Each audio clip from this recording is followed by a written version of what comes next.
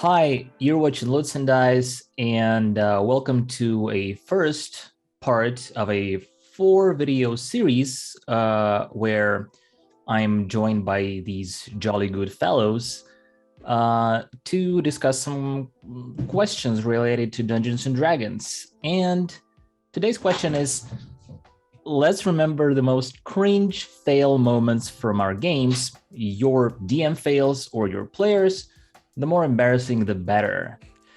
But first, let's have our guests introduce themselves, starting with, let's say, Denny. Oh, hi there, everybody. My name is Denny. I run the Dicely D&D channel on YouTube. You can find me pretty much on all social media platforms. And I also talk about Dungeons and Dragons stuff. Right. Fred? Hi, I'm Fred Wheeler. I run the House D&D YouTube channel. I'm on Facebook and Twitter, and yes, I talk about Dungeons and Dragons, surprisingly. All right. Trevor? And how's it going, everyone? I am No Fun Allowed, and I cover D&D and a whole bunch of other tabletop role-playing games, and I cover how to run the game and how to run modules. All right, thanks. And yeah, you've already found me if you're watching this video, so congratulations. Okay, let's start with our discussion. Who wants to start? Denny? Sure. So, talking about like our own cringe moments or the cringe moments of our players, one that I landed on was a moment for my players.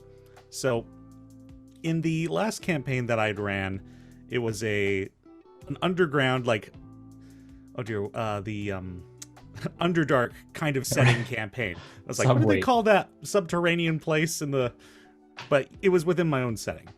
And my players ended up in this city of sin, so it was like crime rampant, and they were seeking somebody out, and they ended up allying themselves with a gang that was basically running the city. And part of their task was to wipe out that gang's opponent's rival faction, which they did, and retrieve an operative who was captured.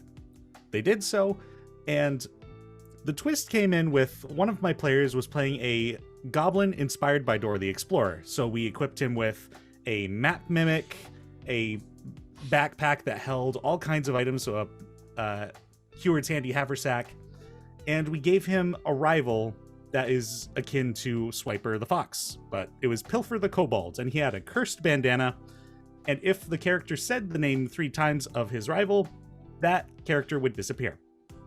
And this was also the character they were sent to retrieve.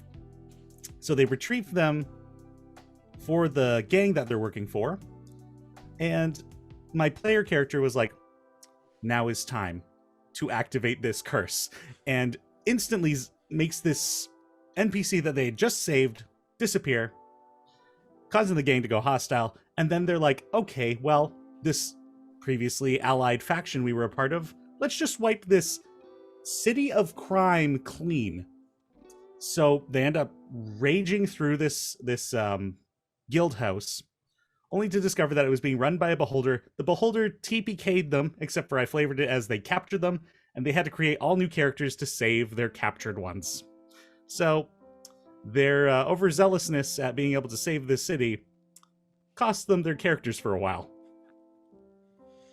Wow, that was complicated. Yeah.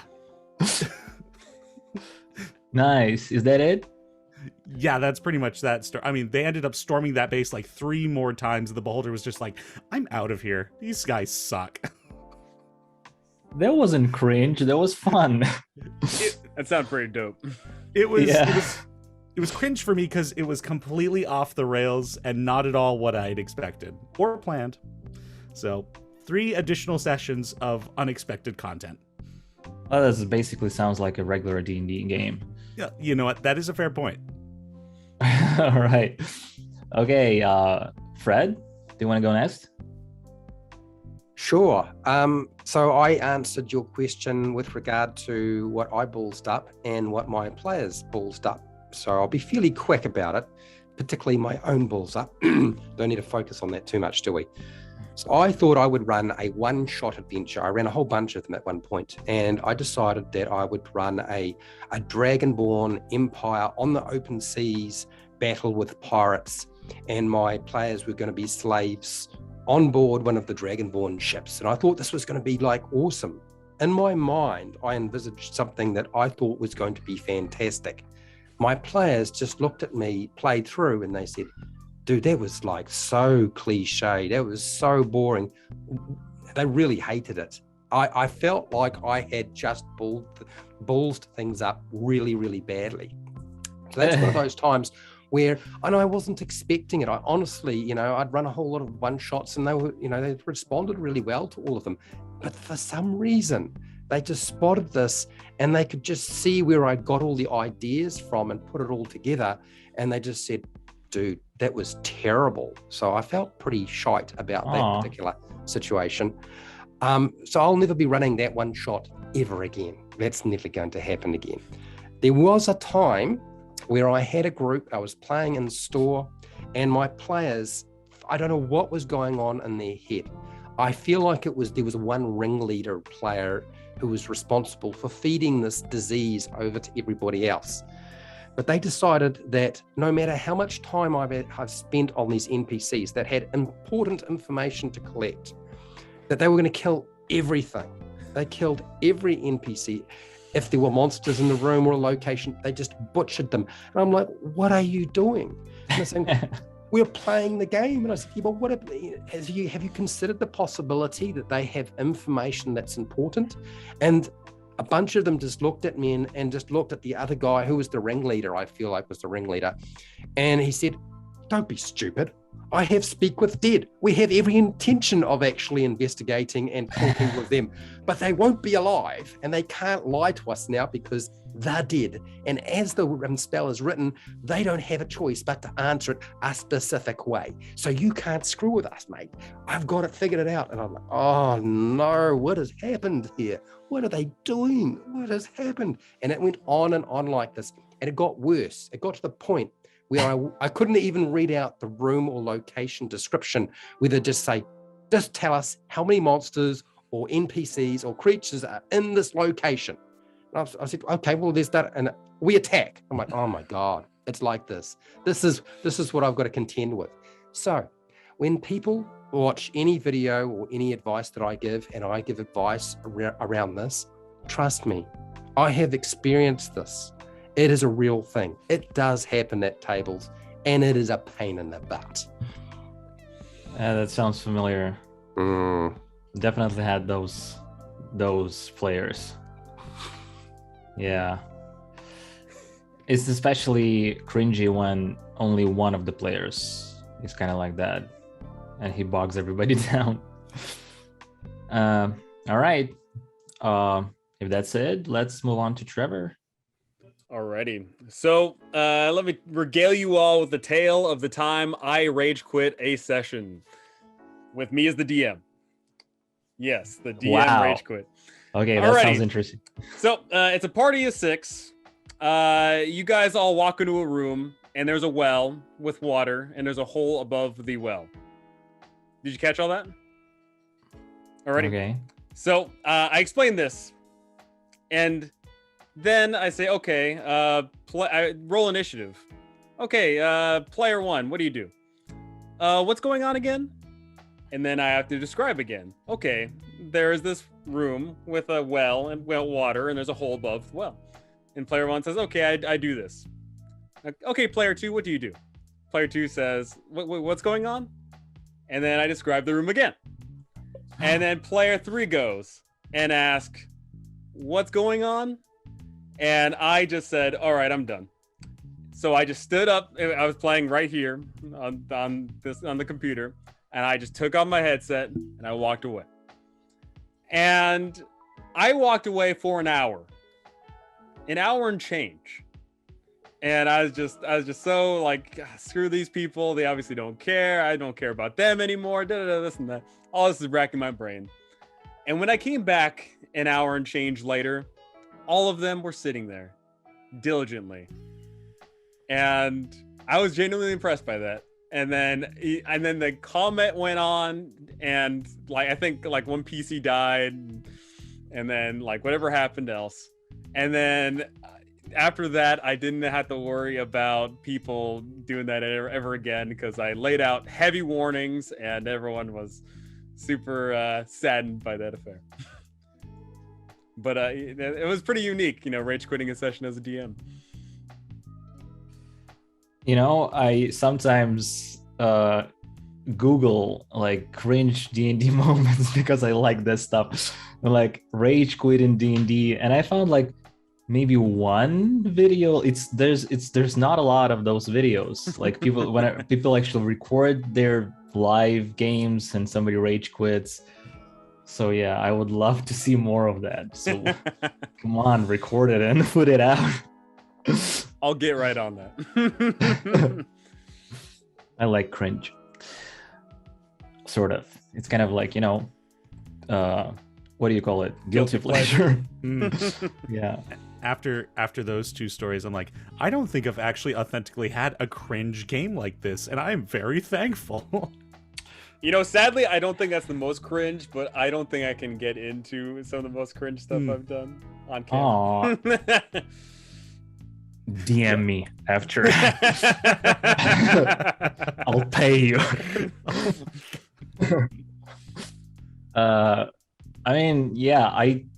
I came up with 5 different moments. They're not super cringy, and they're not really structured as your stories that well. That's why I gathered like a bunch of those. So the first, I'm not gonna even mention the first times I ran the game because it was a disaster. Where I spent 2 minutes searching for a rule in a book, and the players were like, "Ugh." But that's I guess that happens to everybody. But something that I still cringe about even today is when I ended my Rise of Tiamat campaign. And it's especially funny because I made a 20 videos guide for that campaign, and I actually failed at it. But that's the thing. If you fail, you can get the right experience to share it. But so we had this really nice and epic narrative, but the thing is, I prepared so hard for the final session that I forgot to prepare what do I even say when it all ends. And first of all, the combat, I was really bad at running the combat.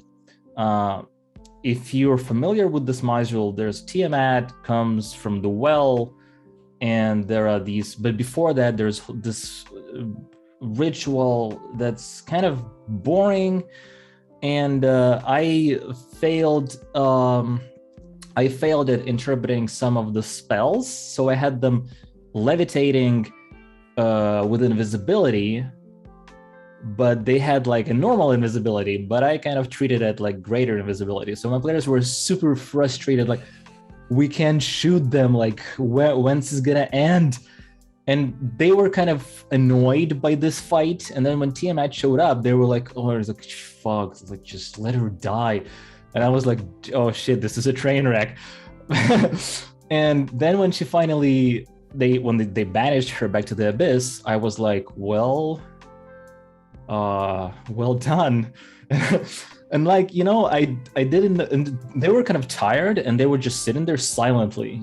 And this is the end of a 2-year campaign, and they're just sitting there silently. And I'm like, come on, you've defeated Tiamat, yay. And they're like, oh yeah, that was fun. And I was like, oh crap. So I ended up really sad and embarrassed. So yeah.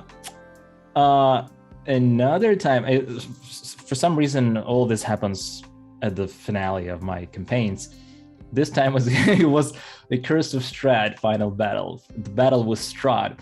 And this time I actually prepared really well, and it was very cinematic and narrative and touching. My players ended up almost falling in love with Strahd. For some reason, the guy, I played him very charismatically, and I thought him out really well. Like I would pre-write all the monologues and dialogues with him so that he won't seem as stupid as I am. So and the battle was really good, but one of my players fell asleep right during the combat. We're playing, and then I hear snoring. Like the dude is just, and I'm like, dude, and we just bared with that for a couple of rounds, and then we're like, come on, man. I mean, is that boring? But yeah, the thing is, he was under some kind of a control spell, so he couldn't do anything. He just waited. He failed a couple of saving throws or something, and he's just like, what? Well, I can't do anything anyway. And I'm like, come on, man. This is epic. I've been working hard on this one. So yeah, I ended up not playing with that guy anymore.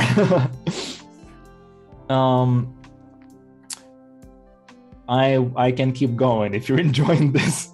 I mean, it sounds like finales are the stuff of legends, as it were. Well, okay, the next one is not about the finale. I mean, one time a player, this was one of those, problematic, cringy type of players. You ever had those? People who are not quite getting what D&D is about, and that kind of stuff. And he always ended up in conflicts with other players because he was like, whoa, why can you do that and I can't? Like, why did he get the magic item? Can I have it? Asking me. And I'm like, dude, ask your buddy in character. What's so difficult about that? But anyway, this player ended up being mad at me for dying a stupid death. We had this, not a campaign, but sort of a series of adventures where we had this adventure in guild. I specifically designed this campaign so that each session is one shot, and players can just come and go. If anyone doesn't show up, then we just go ahead and play. So one time this guy alone showed up for the game. He kind of wanted to make a side quest or something, and I just browsed dungeon maps, and I came up with a pretty famous map. If you type a D&D temple, you'll get it. It's kind of a what is the camera setting for RTS games? Isometric, yeah. So it's an isometric map, and it's like a temple with just abyss. And there are this levels of floor just in the middle of nowhere. So I placed a deadly elemental guarding the gem, and the guy's quest was to steal the gem. So he ended up stealing it, and the elemental was irrelevant. He could have just stolen it, and that's it. But then he wanted to show off, and he would do unnecessary acrobatics checks here and there, hey, I want, because whenever when he picked up the gem, everything started falling apart, Indiana Jones style, and he could have just easily left the temple, but he started doing this wall climbing thing because he was a tabaxi and they have this advantage on climbing or something. So he wanted to show off, and he just fell into the abyss and died. And I was like, well, why did you do that anyway? You could just jump over. I wouldn't ask you for a check, because it's just it's a 10-foot distance between this platform and that platform. It doesn't require a check. And he said, well, you placed a deadly elemental there. Why did you do that? I'm like, what? This is irrelevant. The elemental didn't kill you. You fell to your death. So that was probably the last. I'm okay. This is a final drop. I'm not gonna play with you anymore. This is way too cringy. And okay, the final story is it involves me getting drunk while while DMing. You see how I prepared? I have no shame. It was an Alien game, and I think it was the first Alien. It was a new Alien RPG game, and it has this cinematic play which involves one shots. And I really wanted to do this one shot in one day, but we ended up dragging, and I would just, there was a bottle of wine open or something, or a couple of those, and I just kept drinking and refilling, and then a wine ended, and I grabbed a beer, and I realized that we're not gonna finish this, and I didn't realize that it's already late, and people were like, "Okay, we better get going," and I just didn't let them go. I was like, "No, it's just a couple of minutes." And we ended up like stretching it for another like 40 minutes, and people just started just standing up and, you know, getting their things, and I was really upset. And I don't think like I didn't like yell at anybody or something, but I think everybody got the vibe that I'm like angry or something. Maybe even like I had to deal something during that time, like besides that, and I was kind of, you know, depressed a little bit or something. But I think I even ended up fighting with my wife after that. And the next morning I felt so embarrassed. I'm like, dude, I was drunk. And I actually, because I was drunk, I misinterpreted what my players intended to do in game. And it was such a train wreck. So the lesson here is don't drink during D&D games. Yeah. Or everybody get drunk. That works. I got those games as well. Yeah, that goes well in comparison. I mean, I feel like my stories were a lot more embarrassing than yours. Maybe we're all too scared to say our worst ones. I mean, like, now that I've kind of gotten the vibe of like what we're considering cringe, like I could think back to like when 5th edition first came out and I ran a game, and I was not very good at improv. And I can think of like a moment where my players were just about to fight the baddie of my session, and I'm like, oh, he dives into the pool. And I just was so unconfident with the rules. And like, I was like, my story has to go a certain way. And one of the players had a familiar. They're like, I see through the familiar. Where is he in the pool? I'm like, he disappeared and he's over there now. Just because I was so desperate to have the story go a specific way, I didn't quite fully grasp how to be a good DM at the time. Yeah. Okay. That smells like cringe already. Yeah. That's better. Yeah. Redeeming my story. Nice. Did anybody else come up with something more cringy? No, you're the king. You are the king. Well done. Okay. I mean, if you wanted to make a video to it that it pretty much tries to embarrass the snot out of yourself, you have achieved it well. Yay. That's what I love to do. I just did a video on drinking beer makes Dungeons and Dragons better, but I think in that case, you know, maybe there is a limit. We did mention that there is a limit. Me and Wally are all about, you know, drinking beer, but yeah, wine and multiple bottles probably a bad idea. Yeah, I love that story. It was a good story. I don't drink anymore. Not because of that session, but just because I chose to. Okay. Well, I think that wraps up today's question. Thanks everyone for tuning in, and stay tuned for more of these. We'll see you next time.